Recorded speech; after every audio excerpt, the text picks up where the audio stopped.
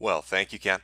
Today I'm on location outside the brick and mortar video game store, one of our town's iconic landmarks, as a throng of people have gathered, all lining up to get into the store to get their hands on the video game that launches today. And what a day to wait in line.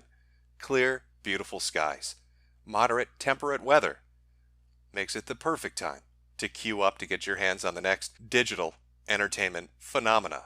We've been out here now for 4.5 hours as the crowd awaits the opening of the store.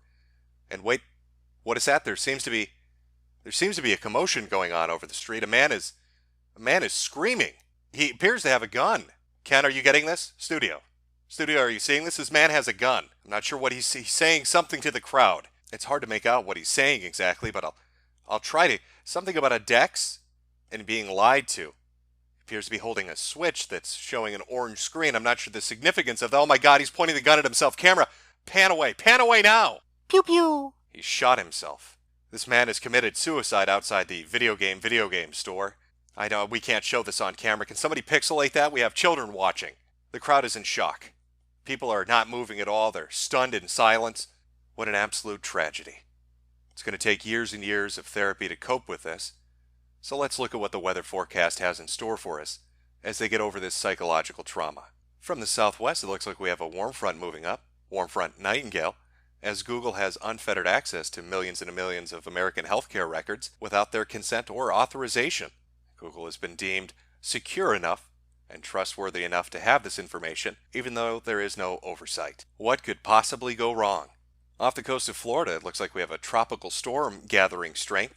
Tropical storm Markiplier, as emojis fly out of control and get people's YouTube and Gmail accounts deleted. We've tried to track this storm, and it looks like it might be a little less severe than we had initially predicted, but nonetheless it is catastrophic for the area that it's going to make landfall in. And from up north in Canada, it looks like we have a bit of a cold front moving down south through the heartland and the Great Plains, as YouTube implements a new policy to remove any references, video or comment-wise, regarding the Ukrainian whistleblower. Gotta say, this cold front doesn't make a lot of sense. It seems to be slightly retarded, but who am I to argue with the weather?